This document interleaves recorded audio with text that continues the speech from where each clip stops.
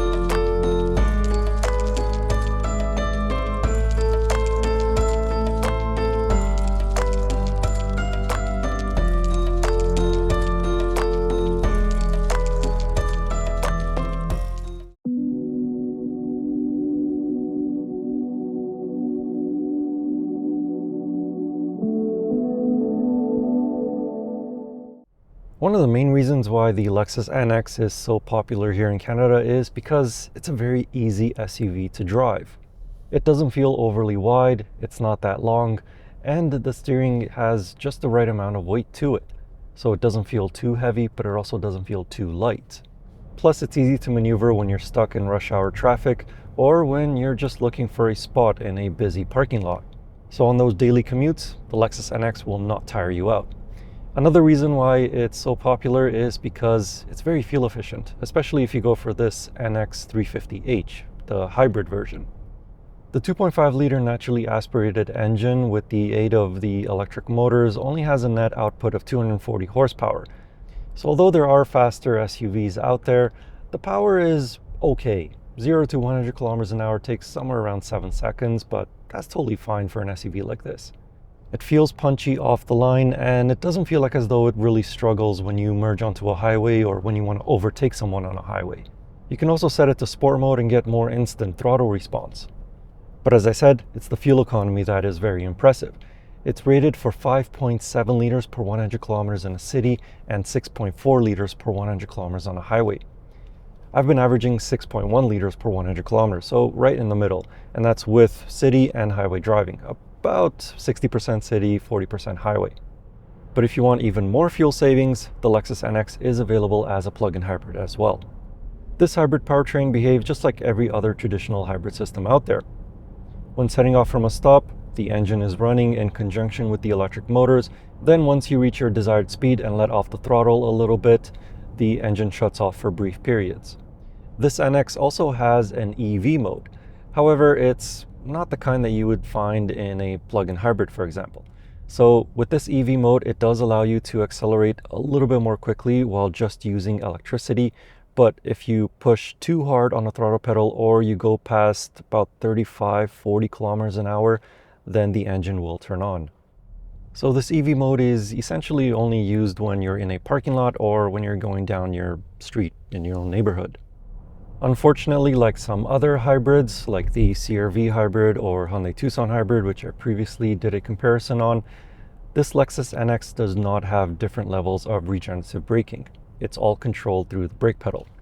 You do get paddle shifters and there is an S mode on the gear selector, but all of these still just control the fake transmission shifts because this uses an eCVT rather than a traditional automatic transmission. Also here in Canada, the Lexus NX is only available with an all-wheel drive E system, whereas in the United States, it is available as a front-wheel drive. But there's one thing about the driving dynamics of the Lexus NX that kind of irks me a little bit. So when you're braking at higher speeds, the brakes feel fine. There's no discernible difference between regen braking and the physical brakes, and the pedal actually feels pretty firm. However, at slower speeds, you can feel just a little bit of difference between regen braking and the physical brakes taking over. And those physical brakes bite down really hard. You have to be very gentle on the brake pedal if you want smooth stops, because if you're a bit too rough, your head does that bobbing thing.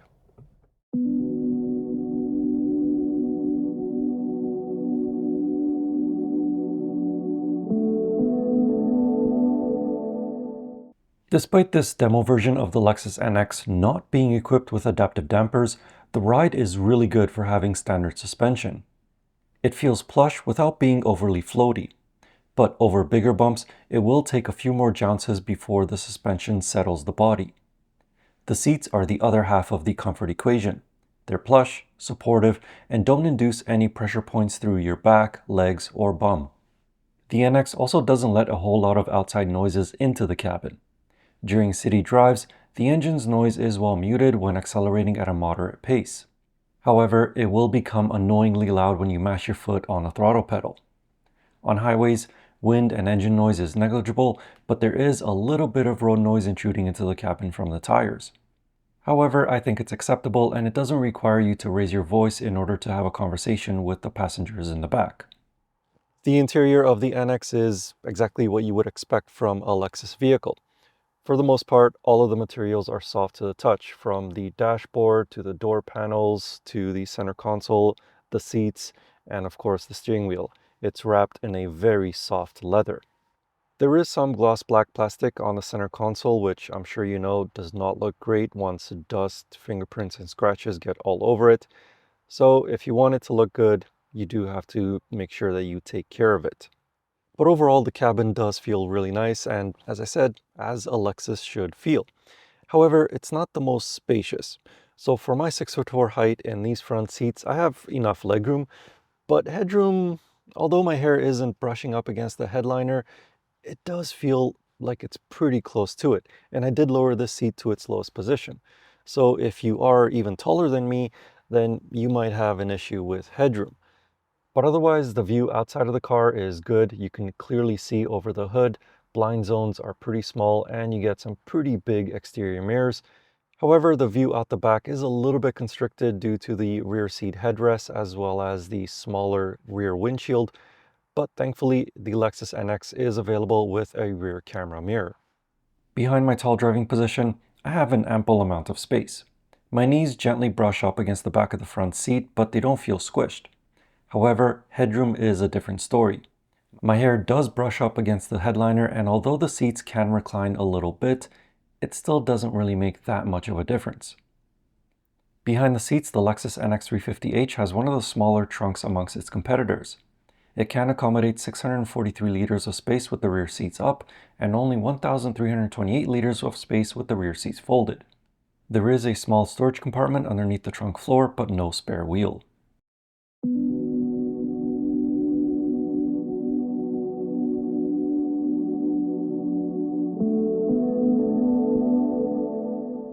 The 2026 Lexus NX350h starts at $57,675 Canadian. This demo vehicle had the ultra luxury package equipped, which raised the price to $65,782 Canadian. That is quite a bit of money for something that has less space than the German rivals, but at the end of the day, you are paying a little bit less than the competitors and still saving more fuel. The NX350h is also equipped like a luxury crossover should be. It has heated and ventilated front seats, new look synthetic leather, a heated steering wheel with power adjustable settings, a massive 14-inch touchscreen, hands-free power liftgate, surround view cameras, a panoramic sunroof, dual-zone automatic climate controls, a digital rear view mirror, and a wireless phone charging pad. If you opt for the F Sport 3 package, then the NX can also be equipped with a head-up display, a 17-speaker Mark Levinson audio system, an advanced parking system, power adjustable rear seats, and auto leveling headlamps. As for the infotainment system, it is intuitive to use and it's the same one that is found in Toyota vehicles. So upgrading from a Toyota to a Lexus shouldn't be that big of a step in learning this system. It allows for wireless Apple CarPlay and wireless Android Auto. The navigation system though is subscription based, but if you carry your smartphone, which everybody does these days, you'll always have Google Maps or Waze to use for navigation via CarPlay or Android Auto. And finally, on the outside, the NX doesn't see any changes since this generation's introduction in 2022. It has the hourglass grille that is synonymous with Lexus vehicles, it has a light bar that stretches across the back, and the whole body has smooth, flowing lines like as though it's a sculpture. I think it looks good and still looks fresh 4 years later. So why is the NX one of the best-selling Lexus SUVs here in Canada? Well, for a start, it's excellent fuel economy, especially if you go for this hybrid or the plug-in hybrid option. The interior is exactly what you would expect from a Lexus vehicle, comfortable and full of quality materials. And it's a very easy SUV to drive, so on your way to and from work, it won't tire you out. Sure, it's not the most spacious when you compare it against its competitors, but then again, it's also less expensive than a lot of its competitors. And most of the time, you probably won't even use the space in the back. If you do need a lot of extra space, then there's always the Lexus RX, which is the best-selling Lexus SUV on sale. In the meantime, if you would like to know more about the Lexus NX350h, I have a more detailed written review of it over on my website. You can find that link in the video description or click on the pop-up banner right up there. And as always, I will see you in the next car, truck, or most likely another SUV. Anyway, thank you for watching. I hope you enjoyed the video and see you in the next one.